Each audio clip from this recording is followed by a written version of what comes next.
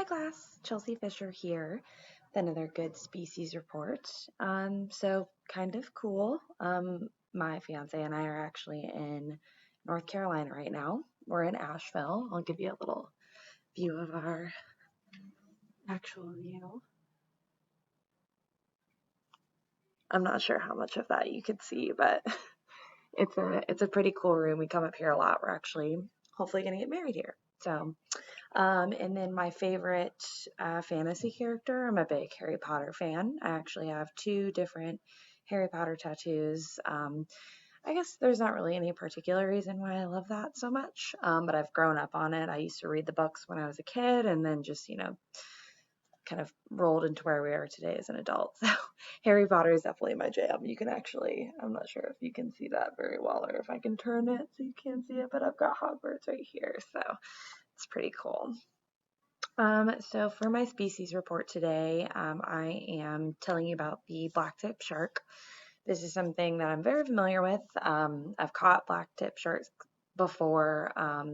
There's actually a funny story where I was with my dad and a friend of his, and we actually ran our boat aground, and throughout the course of the night and them trying to get the boat out, there were a bunch of blacktip sharks that were around our boat. So it was pretty neat to see. But they're typically a coastal dwelling shark, so meaning that they will typically be found around estuaries, bays, coral reefs, near beaches as well. So you'll typically see them more frequently than most sharks.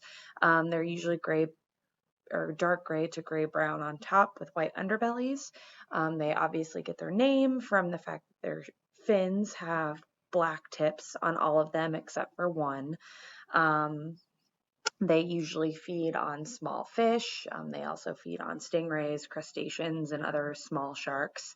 They'll usually mate in spring and summer and give birth to anywhere from 4 to 11 pups over the course of 2 years. And they are birthed by the female blacktip shark. Unfortunately, the blacktip shark is also an endangered species right now, or excuse me, I should say a threatened species, near extinction because of overfishing and habitat destruction. They're typically up to 8 feet in length. They can weigh up to 220 pounds. All except their anal fin actually have those black tips. So all but one fin are all with that black tip on them. They're also really good swimmers, and they actually have the ability to leap and spin out of the water while they're feeding on schools of fish, which I thought was kind of cool. They'll typically be found in the Gulf of Mexico or the Caribbean Sea, but they've actually been known to migrate as far north as Cape Cod.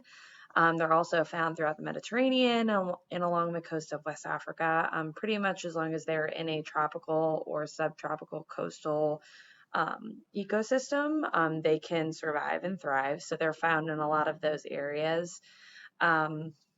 They do help to control populations most of the time. And then in terms of what they mean to humans, they're actually captured for their meat for human consumption alongside their fins, which are sold to Asian markets, and their hides are also used for leather. So unfortunately, they are targeted in a number of commercial fisheries, but they're often caught by mistake in fishing nets or shrimp trawls. So that is a big reason as to why they are threatened. They fall pretty high on the food chain. They feed on the small schooling fishes and other bony fishes, but like I said, also sharks and skates and stingrays. Some other interesting facts. So typically any of the shark attacks that occur in Florida are actually due to blacktip sharks, which is kind of interesting. So it's not all jaws or great whites, I should say. The oldest blacktip also ever recorded was almost 15 and a half years of age. So I thought that was pretty neat as well. They can also detect 1 part of fish flesh per 10 billion parts of seawater. So they have an exceptional sense of smell.